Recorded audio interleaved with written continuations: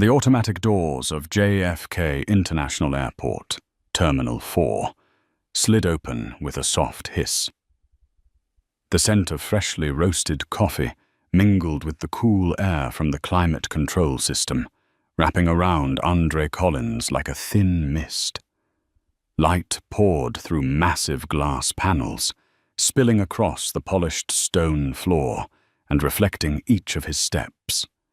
At 44, tall and solidly built, Andre moved with the calm of a man long accustomed to being in places where people looked at him and silently wondered, what's he doing here?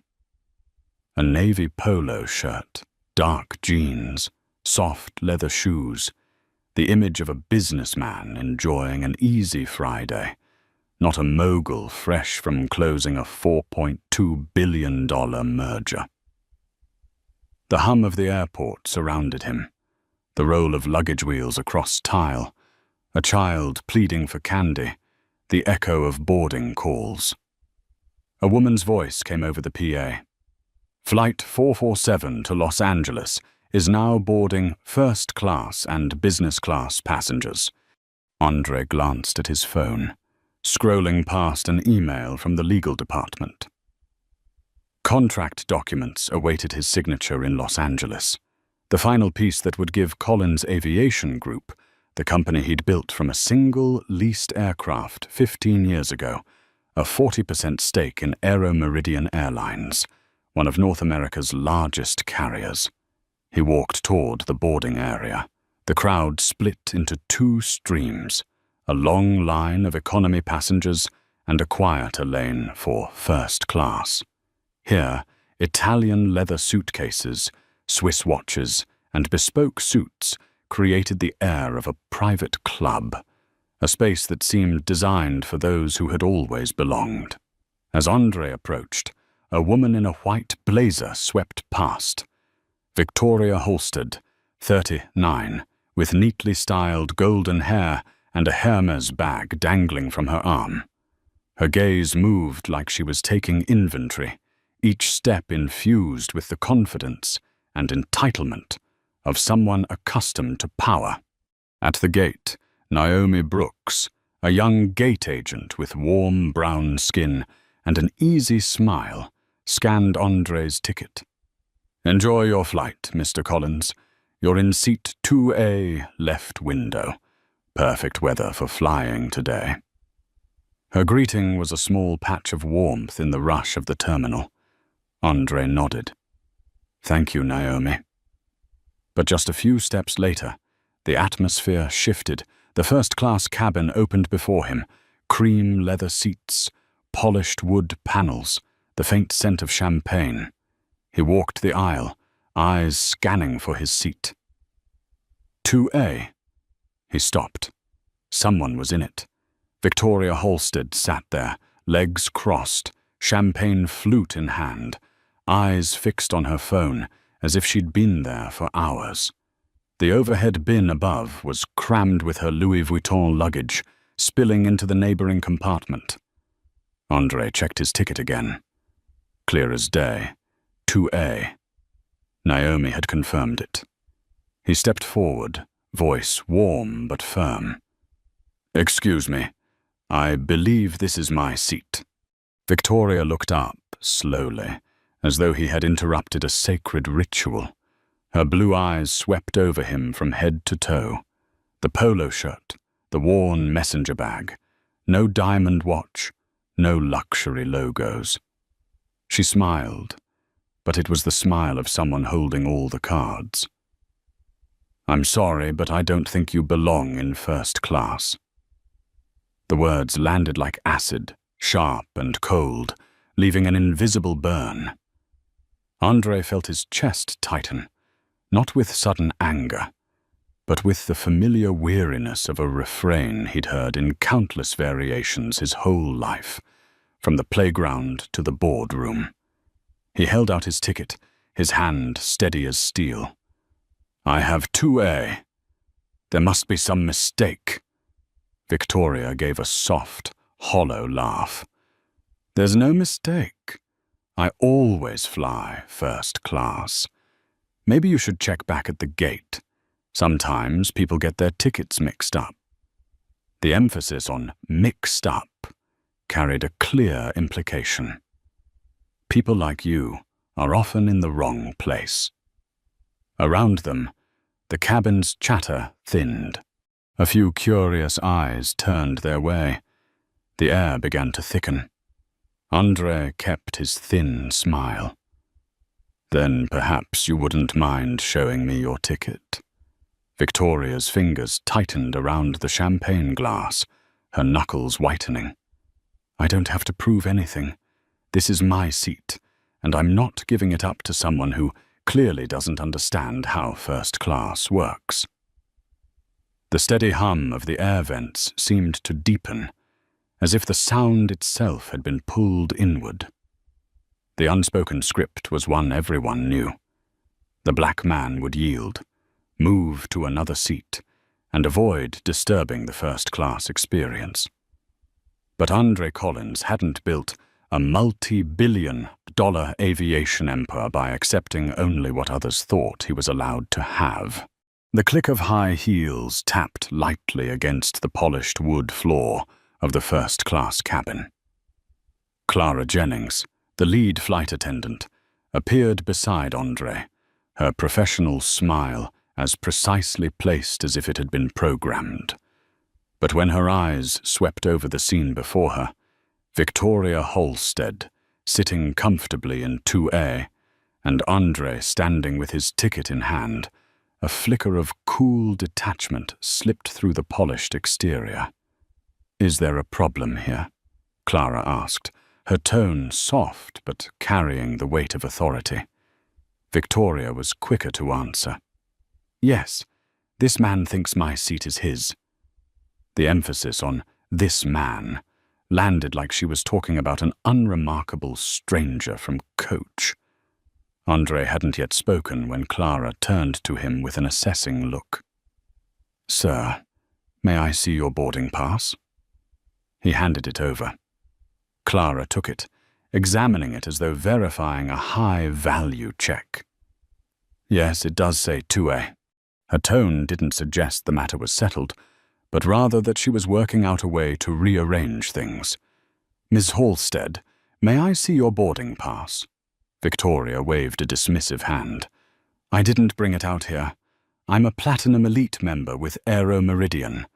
I always fly first class." Clara nodded, as if that were valid proof, then glanced toward Eric Wong, the secondary flight attendant standing nearby. "Eric, check with the gate to see if there's a seat duplication." While Eric walked away, Victoria took a sip of champagne, tilting her head with a smirk. "I'm sure this will be resolved quickly. Some people just don't understand the system." Andre heard every word, each one sharp as a blade. He remained upright, his gaze calm, but his mind was already laying out the steps like a high-stakes M&A negotiation. Verify, cross-check, block the escape route, close the deal. Eric returned, looking uneasy. "Ms. Clara, the system shows Mr. Collins is assigned to 2A. Mrs. Halstead is a frequent upgrade member." Victoria jumped in instantly. "Exactly. My status obviously takes priority. I already told you that." Clara turned back to Andre, her voice gentle but firm. "Sir, we do have an excellent seat in premium economy. Would you be willing to move there?" The cabin seemed to contract. Andre could feel the weight of every pair of eyes on him. This was the moment most people would nod and let it go. But not this time. He gave a slight smile. "I appreciate the offer, but I have a confirmed ticket for 2A. I'd like to sit in the seat I paid for." Eric bit his lip, and Clara's smile seemed to freeze in place. "Sir, we need to resolve this quickly so the flight can depart on time." Ms. Halstead was seated first. Andre's reply came evenly, his tone like tempered steel. The U.S. Department of Transportation, Title 14, CFR Part 250, requires the airline to honor the seat confirmed and paid for. Seated first is not a valid reason to change seat ownership. A soft gasp sounded from a row behind. Someone had begun filming on their phone. Victoria raised an eyebrow. "Are you trying to teach me the law?" Andre tilted his head slightly, his voice cutting clean. "No, I'm simply reminding you of the regulations your airline has committed to its passengers." The air thickened. Clara's expression shifted, but instead of ending the dispute, she said, "Sir, please provide additional identification. We just want to be sure." Andre felt it like a punch to the chest. Identification? After his ticket had already been scanned at the gate? In 3 decades of flying hundreds of first-class trips, he had never been asked this. "Additional ID," he repeated, his voice lower now, carrying a dangerous undertone. Eric stepped in, mumbling, "It's just procedure when there's a dispute." Andre pulled out his wallet and handed over his ID. Clara studied it, checking each detail against the ticket, even reading aloud. "Andrew Marcus Collins." But the ticket says Andre Collins. "Marcus is my middle name," Andre said evenly. "Andre is my professional name." Victoria leaned back in her seat, the corner of her mouth curling. "I don't mind if you sit there." She pointed toward the last seat in first class, right beside the lavatory. Clara looked over. "Would that be acceptable to you, sir?" Andre answered without hesitation. "I'll stay in 2A. Victoria leaned toward Clara, lowering her voice just enough for Andre to hear. "This is honestly a joke. Look at him. He doesn't even look like he can afford first class." The sound of it scraped through the cabin like metal on glass. Silence fell. An older black woman in row 4 let out a quiet, "Oh my God." Andre drew in a slow breath. In that moment, he knew exactly what he could do to end this, and when he did, no one here would ever be the same again. Andre stood there, his hand still holding the ID card Clara had just handed back to him.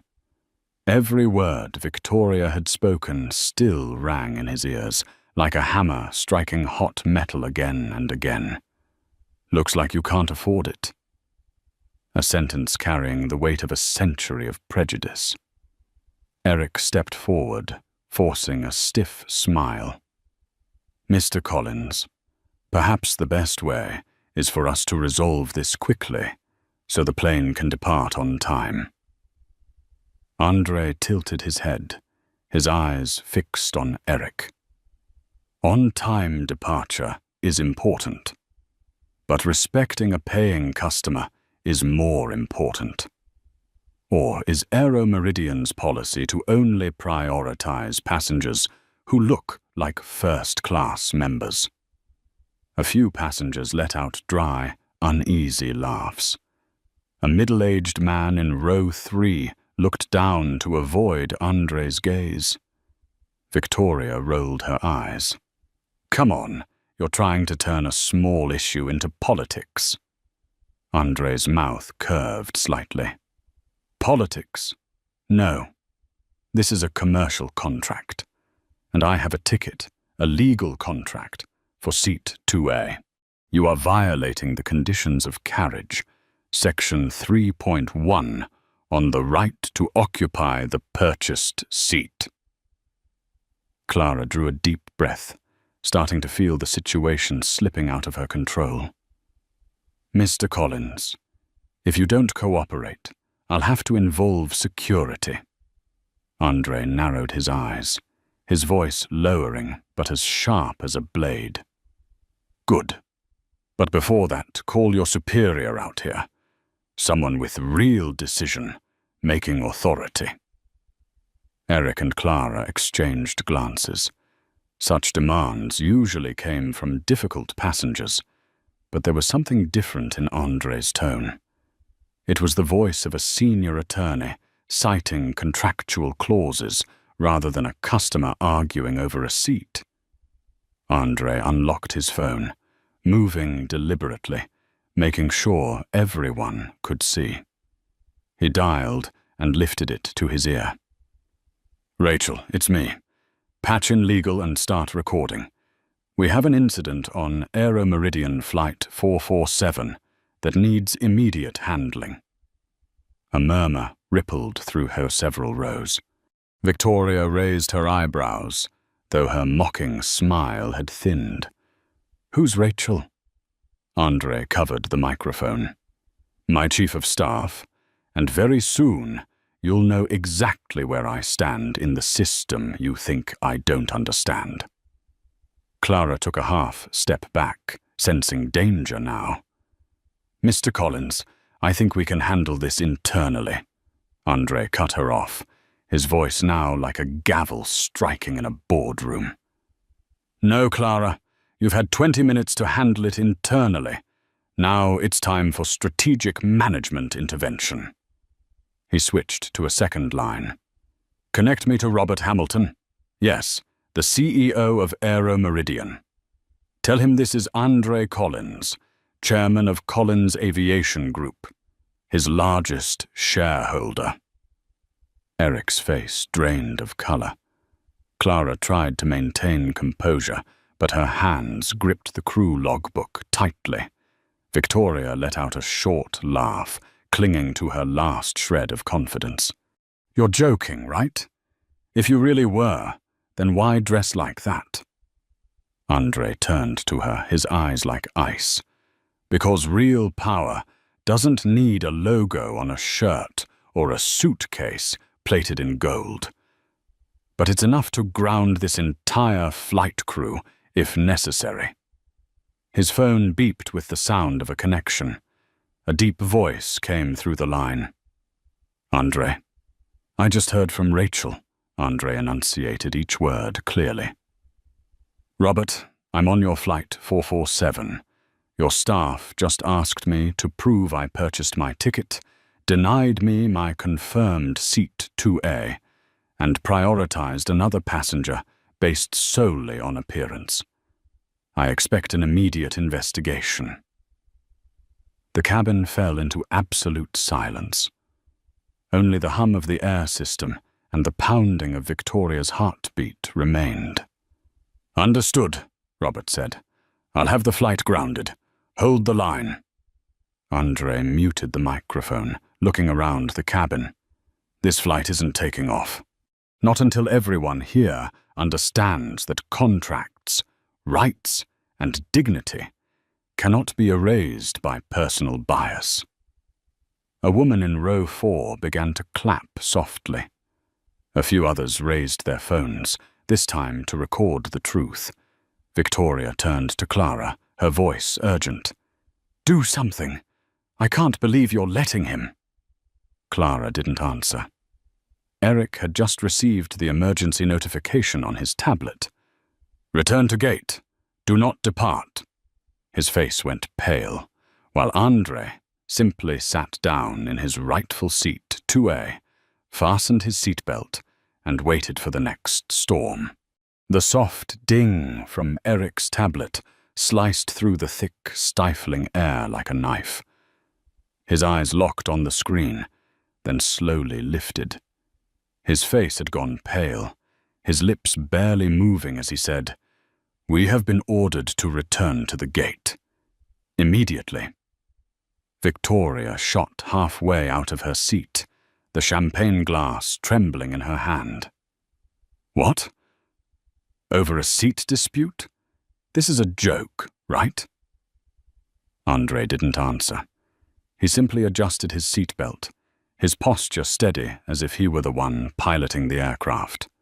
Clara looked around the cabin, struggling to reclaim control. "Ladies and gentlemen, we apologize for the inconvenience. The aircraft will be returning to the gate to resolve an internal matter." Her voice still carried the polished tone of a flight attendant, but the way her hand gripped the seat back betrayed her tension. From a few rows back, a young man's voice rang out. "Inconvenience? I'd say this is the right thing to do." His phone camera was aimed squarely at Victoria. She spun around, blue eyes flashing irritation. "He's ruined this flight, all to prove some kind of point." Andre lifted his head, his gaze calm but razor-sharp. "No, Miss Halstead. I'm not proving a point. I'm upholding the contract I signed when I purchased my ticket, and the principle of equal treatment that every customer is entitled to. You're the one who turned this into a test of prejudice." The aircraft began to decelerate, the engines humming lower. The faint squeal of the wheels could be heard as the plane turned back toward the taxiway. A few passengers began clapping, others silently kept filming. Andre's phone vibrated in his hand. He glanced at the screen. "Robert Hamilton." He switched it to speaker. Robert's voice came through, steady and direct. "Andre, I've instructed operations. This flight will remain at the gate until a preliminary investigation is complete. I've also asked the VP of Operations to call you immediately." Andre replied, "Thank you." "And Robert, I want the entirety of this incident documented in the airline's official report." Clara froze in place. The name Robert Hamilton, CEO of Aero Meridian, had just echoed through the cabin, unmistakable. She knew the power game had shifted, and she was on the weaker side. Before she could take a breath, Eric's tablet pinged again. He looked at it, muttered under his breath, "Oh, God," then raised his eyes. "The VP of Operations is on the line for you, Mr. Collins." Andre nodded as his phone rang again. He answered, and a brisk female voice spoke from the other end. "Mr. Collins, this is Patricia Green. I want to offer my deepest apologies on behalf of Aero Meridian. We are immediately suspending flight attendants Clara Jennings and Eric Wong, pending investigation, and passenger Victoria Halstead will be placed on the airline's permanent no-fly list." Victoria's eyes widened, her face draining of color. "What?" "You can't," Patricia continued. "Furthermore, the entire Aero Meridian flight crew will undergo mandatory training on identifying and eliminating bias. This directive comes directly from executive leadership." Andre glanced briefly at Victoria, then returned his attention to the call. "I agree with this course of action, and I'll ensure Collins Aviation Group directly oversees the process." "Yes, sir," Patricia replied. The call ended. The cabin felt as if all the air had been sucked out. Victoria collapsed back into 2A, Andre's seat, her eyes darting around in search of an ally, but finding only phone cameras recording her. The older black woman in row 4 spoke up, her voice low but firm. "Ms. Halstead, the only person who ruined this flight is you. He showed you his ticket from the start." A young man in row 5 added, "Lady, you literally tried to kick off a paying passenger because you didn't like how they looked. Everyone's got this on video now." Victoria's lips trembled as she looked around, but no one was on her side anymore. The plane rolled slowly toward the gate. The ding sounded again, signaling passengers would soon be instructed to disembark. Andre unfastened his seatbelt, stood, and retrieved his bag from the overhead bin, sitting neatly beside Victoria's overflowing Louis Vuitton. Placing it on the floor, he turned to Clara and Eric. "You've just lived through a real-time case study in brand risk when customer service is handled the wrong way. It's going to be taught in every customer service training program I fund this year." The words landed like the final nail, sealing the coffin of their careers. The final ding sounded. The cabin door opened, and a damp gust from the jet bridge swept in. Passengers rose from their seats, but no one hurried. They were still held in place by the aftershock of the confrontation they had just witnessed, a scene they knew would be headline news before the day was over. Andre Collins stepped out first. Each footfall on the carpeted jet bridge echoed like the slow, deliberate beat of a drum, heavy with the signal that this story was far from finished. Ahead, a group of ground staff and a man in a grey suit with an operations supervisor badge stood waiting. "Mr. Collins, the man began, but Andre raised a hand to cut him off. "Save the apology for the official report," he said, his voice steady and clear enough for several nearby passengers to hear. "And send that report to the legal department of Collins Aviation before 5 p.m. today. I want every detail documented verbatim." The man swallowed hard, nodding repeatedly. Behind them, Victoria Halstead was escorted by 2 airport security officers. Her Hermes bag dangled from her arm, her eyes unfocused in the crowd. Her steps were hurried, not because she wanted to leave quickly, but because she wanted to escape the dozens of phone cameras pointed at her. Clara Jennings and Eric Wong trailed last, their heads bowed. They knew every step they took was another frame in a video already being uploaded with captions like, "Flight attendants, suspended for discrimination." As Andre reached the terminal concourse, a few passengers who had witnessed everything approached him. A silver-haired man extended his hand. "Mr. Collins, thank you for not backing down. Not everyone could have done that." Andre shook his hand, nodding slightly. "This isn't just about me. If someone has a ticket and a right, they deserve the same respect as anyone else." A sharp notification ping came from Andre's phone. "Breaking news. Breaking Aero Meridian Flight 447 returns to gate over discrimination claims. Source: Collins Aviation Chairman on board." Below it, the share count was climbing by the second. He knew the media wave had already begun. As he stepped out past security, the midday New York sunlight swept across his face. Off to the side, a freelance reporter was waiting, recorder in hand. "Mr. Collins, do you have any comment on being treated like an invalid passenger by an airline you're a major shareholder of?" Andre paused for a beat, looking directly into the camera lens held by the reporter's partner. "If this happened to me, someone with the power to change it, then how many times has it happened to those without a voice? The real question isn't, why did they do this to me? But what will we do to make sure it doesn't happen to anyone else?" That answer, short but sharp, was like a spark thrown into a fuel tank. Within an hour, the clip was everywhere on Twitter, LinkedIn, and Facebook. The hashtag #seat began to spread, paired with personal stories of discrimination on airplanes, in hotels, and in restaurants.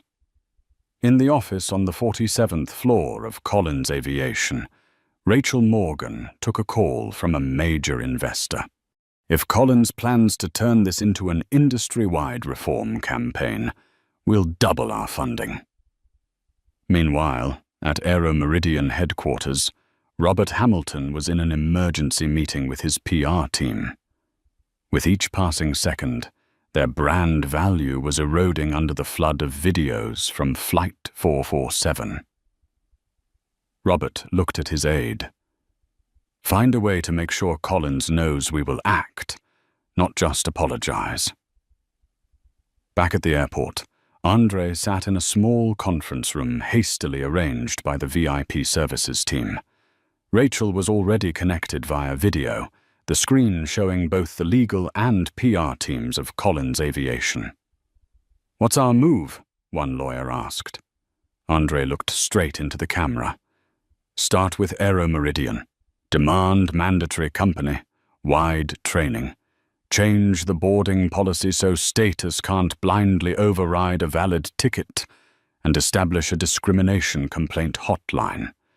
If they agree, we support. If not, we sell our shares." The statement fell with the finality of a closed deal. Rachel nodded. "And the media?" Andre's lips curved into a faint smile. "We don't run a campaign. We let the story tell itself. I saw the eyes of the people recording in that cabin. They'll do that work for us." Outside, the airport PA called another flight. Andre glanced out the window, spotting an Aeromeridian Boeing 787 taxiing toward the runway. He knew that within days, these very aircraft would carry a new rule, not one forced by a PR stunt, but by an uncompromising principle. Respecting the customer is a non-negotiable condition for survival. He stood, straightening the collar of his polo. "Rachel, clear my schedule. Next week, I want to meet with Aeromeridian's executive team, not to hear an apology, but to hear their plan to fix this." And as Andre left the room, his footsteps on the tile floor sounded like the drumbeats of a new battle about to begin. 4 days after the Flight 447 incident, the main conference room on the 50th floor of Collins Aviation's Chicago headquarters was lit from 6 a.m. Morning sunlight poured through the massive glass windows, reflecting off the long conference table where 14 black leather chairs were already filled. On the large screen, a digital map showed the operational status of Aeromeridian's entire fleet, and in the upper right corner, a plunging graph of customer satisfaction scores following the incident. Andre Collins stood at the head of the table, one hand in his pocket, eyes fixed on the screen. 32 million views on Twitter, 19 million on TikTok, and the hashtag #SeatUA is now in the global top 5, he said evenly. "This isn't just a viral story. It's a public indictment." Rachel Morgan, his chief of staff, flipped through a thick stack of documents. "Mr. Mert, Hamilton has agreed to all 3 of our demands: anti-bias training, changes to the boarding process, and a dedicated discrimination complaint hotline. They want Collins Aviation to help design the program." Andre gave a slight nod. "We'll do it. But let's be clear, this isn't charity work. This is brand risk management. Every airline in our investment portfolio will adopt the same measures." One board member asked, "How do you think other airlines will react?" Andre turned, his gaze sweeping the room. "The dominoes have started to fall. After Aeromeridian, another airline will be named. And they'll come to us, not because they love the equality message, but because they fear the cost of another Seat 2A incident." The room fell silent for a moment. Everyone understood what happened on Flight 447 had become a legal precedent, a living case study in the financial damage caused by discrimination. That afternoon, Andre flew to Dallas to attend an aviation industry conference. He wore a navy suit and a charcoal silk tie, no trace of the low-profile look he had on during Flight 447. The media already knew he would be there, and dozens of reporters waited in the lobby. A CNN reporter raised a microphone. "Mr. Collins, do you believe the Flight 447 incident was an isolated case or a systemic problem?" Andre answered without hesitation. "When something can happen anywhere, to anyone, it's a systemic problem, and the system needs to change." A Financial Times journalist pressed, "Some say you're using this incident to increase Collins Aviation's economic leverage." Andre gave a half smile. "They're right. Economic power is a tool, and a tool can be used to maximize profit or to maximize fairness. I choose both." Backstage, Robert Hamilton, CEO of Aero Meridian, approached Andre. His expression was a mix of gratitude and unease. "Andre," Robert said quietly, "my company owes you a thank you and a warning for the entire industry." Andre shook his hand, his grip a little firmer than courtesy required. "Robert, I'm not warning anyone. I'm showing them a scenario, and they can decide whether they want to avoid it or face it." Robert exhaled. "I've had dozens of calls from other airline CEOs asking about your training program. You've just accidentally created a new standard." Andre's voice was low but certain. "Not by accident." 3 days later in San Francisco, the CEO of a mid-sized airline announced a no-status override policy, banning seat reassignment based on membership tier when a ticketed seat was already confirmed. Another carrier in Europe declared a partnership with Collins Aviation to train its staff. The media began calling it the Seat 2A effect, a term that started appearing in risk management consultancy reports. That evening, Andre returned to his Chicago apartment. The city lights shimmered, reflecting off the dark green-blue river. Rachel called via video from the office. "You need to see this." She turned her laptop toward the camera. A group of black aviation students at Northfield Flight School holding a sign that read, "We deserve seat 2A2" during a seminar. Behind them, a slide projected Andre's face from a press photo taken at the Dallas conference. Andre looked for a few moments, then nodded. "This is the part I can't control, and don't want to. When the story no longer belongs to you, that's when it truly has power." He closed the laptop and stepped out onto the balcony. The night wind was strong, carrying the sound of distant train horns and the hum of the city. In his mind, a new plan was already forming, not just for the airline industry, but for the entire customer service sector Collins Aviation could influence. But before taking action, he allowed himself a moment with his eyes closed. Flight 447 had opened a door. The question now was how far he would step through, and how many people he would bring with him. 3 weeks after the Dallas conference, Collins Aviation's headquarters had transformed into a command center for a campaign unlike anything they had ever run. On the massive digital board in the strategy room, a world map glowed with dozens of red dots, each one representing a service company reaching out to request Andre's Seat 2A consulting package. And it wasn't just airlines. A 5-star hotel in Dubai wanted to adopt anti-bias protocols for guest check EINs. A chain of fine dining restaurants in Paris requested training for its service teams. Even a shipping conglomerate in Singapore asked Andre to train its entire frontline workforce. Rachel Morgan placed a thick stack of folders on his desk. We're looking at an opportunity worth at least $480 million over the next 2 years. But you have to decide. Keep it within aviation, or expand to the entire service industry. Andre leaned back in his chair, thoughtful.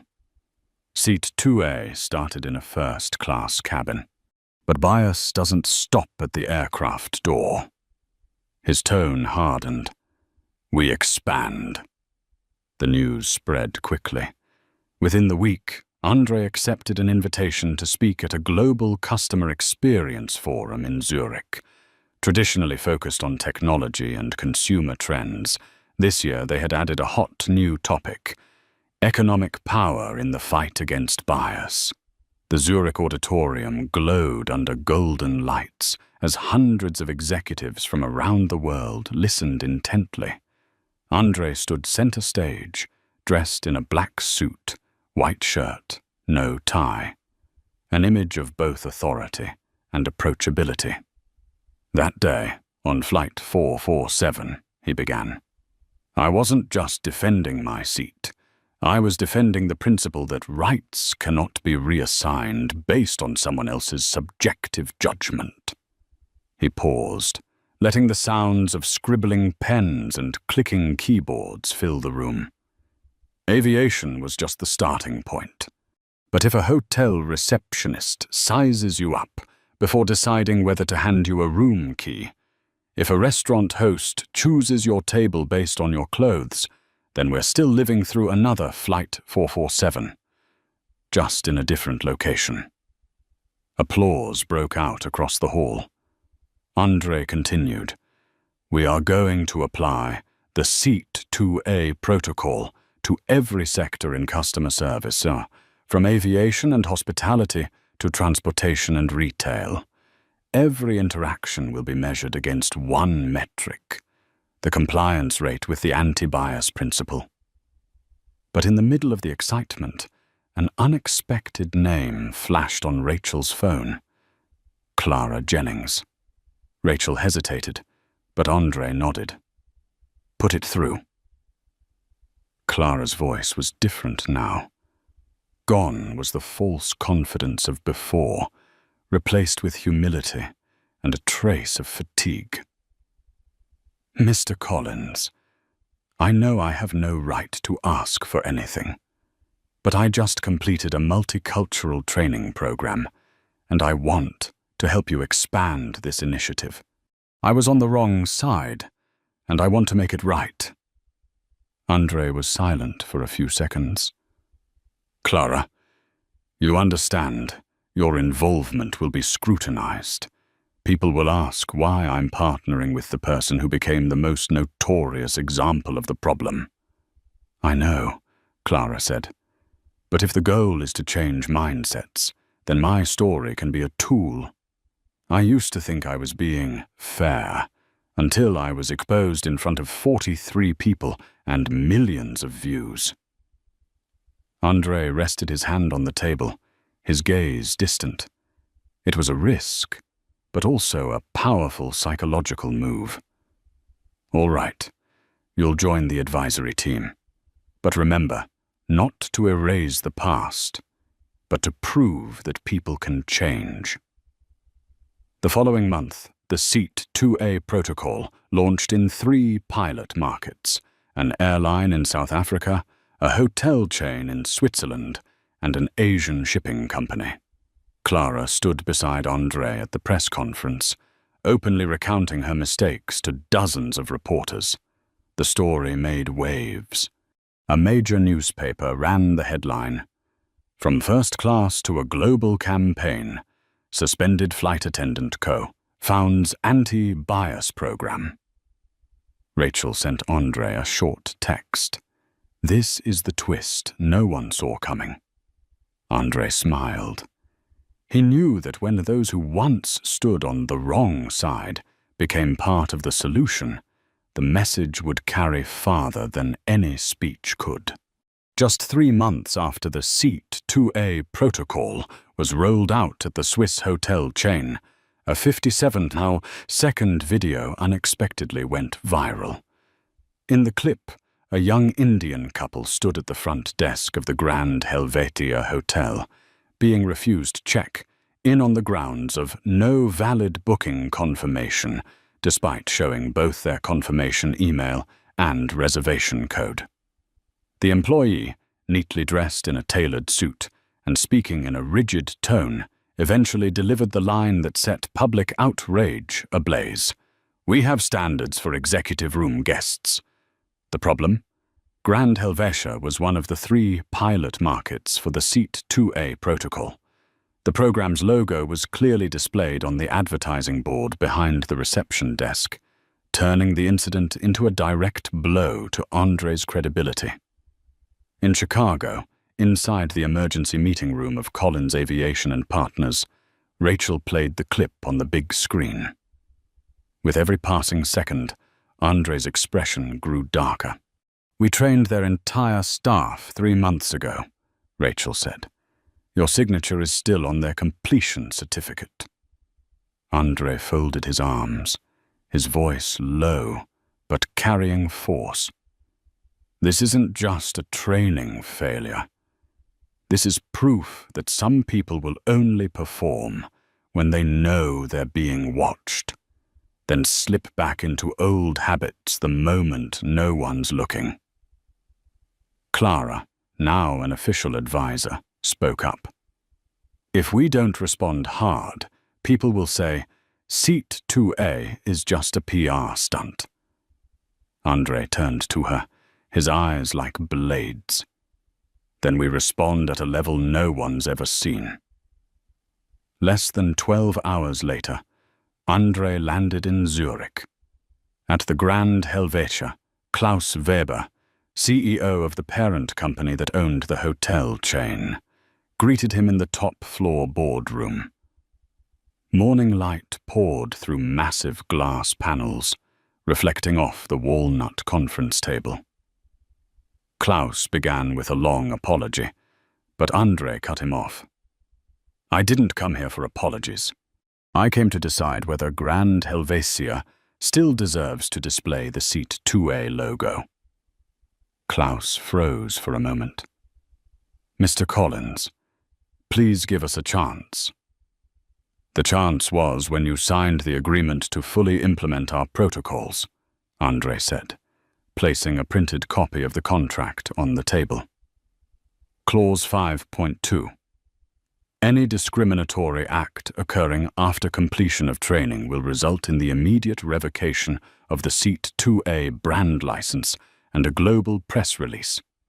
Klaus swallowed hard. "If you do this, we'll lose millions in booked reservations." Andre leaned forward. "No, you'll lose trust, and that's the one thing you can't buy back." The meeting ended with an unprecedented decision. Collins Aviation and Partners would publicly revoke Grand Helvetia's Seat 2A certification, accompanied by a press release emphasizing, "The program does not shield anyone, not even our largest clients." The release went out with the video attached, and within hours, global media exploded. A Swiss newspaper splashed the headline, "Andre Collins cuts multi-million, contract over 57 seconds of bias." Clara appeared on CNN, stating plainly, "When I made my mistake on Flight 447, Mr. Collins didn't compromise. Today, he proved that principle has no exceptions." But the move was more than just a crisis response. It triggered a reverse effect. A wave of luxury hotel and service brands reached out to Collins Aviation and Partners, requesting audits of their processes before they became the next victims of the Helvetia effect. Rachel summed it up in the weekly report. Consulting requests are up 230% since the incident, and the hashtag #NoExceptions is starting to replace hashed Seat 2A on social media. Andre read the report and smiled faintly. Good. That's how you turn a storm into a jet engine. That evening, back in his Zurich hotel room, Andre stood by the window, looking down at the warm yellow lights stretching along the old city streets. His phone rang. Robert Hamilton from Aeromeridian. Andre, I just saw the news. You've set a new standard. No CEO in the industry has ever cut a major contract over a single incident. Andre replied simply, Robert, a principle is only worth something if you're willing to pay for it. There was a pause on the other end. Then Robert said, I think you've just turned Seat 2A into something far bigger than aviation. Andre looked out into the night, knowing Robert was right. Flight 447 had opened the door, but the Helvetia incident proved this was no longer the story of one airline, one industry, or one first-class seat. This was the story of every seat, every reception desk, every point of contact between human and human. And Andre had no intention of stopping.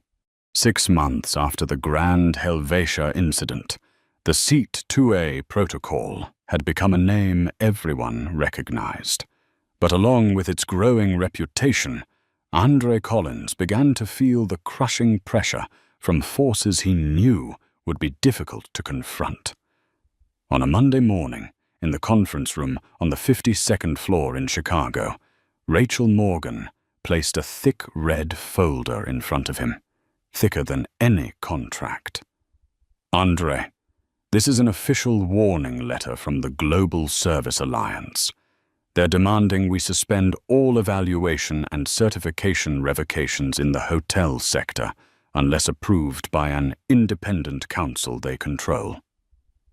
Andre flipped through a few pages, immediately recognizing the names on the council. All CEOs of major hotel conglomerates who saw Seat 2A as a direct threat to their power and profits. This is a lock, Rachel said. If you agree, Seat 2A loses its independence. If you refuse, they could ban the program from operating in hundreds of hotels in their network. That afternoon, Andre received an unexpected call from Senator Grant, a man with significant influence in transportation and tourism. His voice was deep, cold. Andre, I know you mean well. But if you keep exposing big brands the way you did with Helvetia, you're going to destabilize the service economy. I suggest you voluntarily scale back. Andre answered, each word hitting like a hammer on the table. Senator, instability doesn't come from us demanding fairness. It comes from fairness never existing in the first place. There was a long pause before Grant hung up. That evening, Andre called an emergency meeting. Clara Jennings, now the public face of the program, was present. We're at a crossroads, Andre said, his voice sharp as a blade.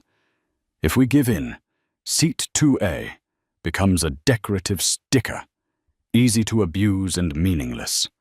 If we stay independent, we risk being shut out of the largest market. Clara leaned forward. If your goal is real change, you can't let someone else control your switch. I know the cost of defending a principle. I lost my old career because of it.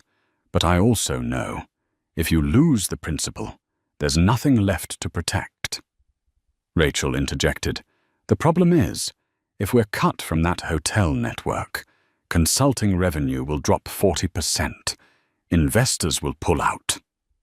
Andre stood, walking to the glass wall that overlooked the city lights. In the reflection, he saw both the man who had once silently endured an insult in Seat 2A and the man he was now, holding the power to change the rules of the game. "We won't back down," he said finally, "but we'll strike where they don't expect." 3 weeks later, Andre launched a global report. The Service Fairness Index, a transparent ranking that publicly measured how well service brands in over 50 countries adhered to Seat 2A principles. The report not only named the brands that excelled, but also openly listed those that violated the standards, complete with videos, complaint data, and internal penalty scores. The media erupted. A European newspaper ran the headline, "Seat 2A publishes fairness rankings, a shock to the luxury service industry." Brands that scored low faced immediate backlash from customers, falling stock prices, and pressure from their own shareholders. Meanwhile, the Global Service Alliance held an emergency meeting to plot a counterattack. But before they could act, several major brands, including a few council members, reached out to Collins Aviation and Partners, seeking to improve their scores for next year's report. Rachel sent a short text to Andre. "They wanted to play a power game. You just rewrote the rules." Andre replied simply, "Principles aren't negotiable. If you want in, follow the rules. If not, face the market consequences." That night, alone on the balcony of his Chicago apartment, Andre looked out at the glowing city. He knew what lay ahead would be even harsher as Seat 2A began to touch the forbidden zones where profit and prejudice fused into an almost untouchable stronghold. But he also knew that if he took even one step back, everything that had happened since Flight 447 would be meaningless. The night wind swept past, carrying the distant sound of a train horn. Andre gripped the railing tighter and whispered, like a vow, "Principles have no price." 9 months after the release of the Service Fairness Index, an unprecedented event occurred. The Seat 2A protocol was brought before the International Economic Court in The Hague. The plaintiff, Aurelius Global Hotel Group, a 200-year-old empire with nearly 1,200 properties worldwide and a market capitalization of over $80 billion USD. They accused Seat 2A of causing severe economic losses through unsubstantiated reporting and damaging the brand's reputation, accompanied by a claim for $2.3 billion USD in damages. In the conference room on the 54th floor in Chicago, Rachel Morgan read each line of the complaint, her voice tight as a drawn wire. "Andre, they're going to turn this into a globally televised trial. The press, television, social media, all will become their courtroom. If we lose, Seat 2A will not only lose credibility, but could be bankrupted." Clara Jennings gripped the file tightly. "But if we win, this will be a precedent, protecting the right to publish independent evaluations for all service industries." Andre was silent for a long time. He knew this was the biggest gamble since Flight 447.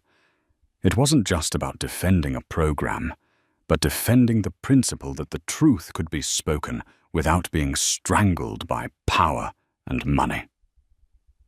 On the first day of trial, the courtroom in The Hague was packed. Television cameras from 32 countries focused on the defense table, where Andre sat between Rachel and a team of international lawyers. Representing the plaintiff, Aurelius CEO Madeleine Duval opened with a dramatic speech, accusing Seat 2A of lack of due diligence, distorting information, and making judgments based on isolated incidents, causing hundreds of millions in lost revenue. When it was his turn, Andre stood without notes. His voice carried across the room. Seat 2A did not cause the damage. We simply shone light on what they wanted kept in the dark. If the light cost them money, the problem is not the light. A murmur rippled through the courtroom. The trial lasted 4 days, with numerous witnesses, including customers who had been denied service at Aurelius hotels despite having valid confirmations. Videos of these incidents played in court, front desk clerks frowning, clipped words, and eyes scanning guests from head to toe. The plaintiff tried to counter with customer satisfaction statistics, but Andre's team presented hundreds of unresolved complaints, along with leaked internal emails showing management had deliberately filtered reports before release. On the 5th day, Seat 2A's lead counsel delivered the final blow. A clause in the cooperation contract between Aurelius and Seat 2A, Clause 4.3, allowing immediate revocation of certification if discriminatory conduct is documented with verified evidence. The evidence? 27 videos, 112 witness statements, and an independent report from the United Nations Human Rights Office. Cameras cut to Madeleine Duval, her face pale. That afternoon, the court ruled Seat 2A won. The judgment affirmed the right of independent evaluation organizations to publish transparent information for the public good, even if that information caused economic harm to the companies named. Outside the court, hundreds of journalists surrounded Andre. A BBC reporter asked, "Mr. Collins, how do you feel after winning a $2.3 billion lawsuit?" Andre smiled wearily, but his eyes were sharp. No one wins when fairness has to go to court to defend itself, but today, at least we preserved the right to tell the truth without asking permission. That night, in his hotel in The Hague, Andre sat alone by the window, looking out at the central square. His phone buzzed, a message from Rachel. The news of the verdict is #1 worldwide, and the hashtag #truthhasnoprice is exploding. Andre typed back, "Tomorrow we start again. This can't just be a moment of victory. It has to be the start of a new standard."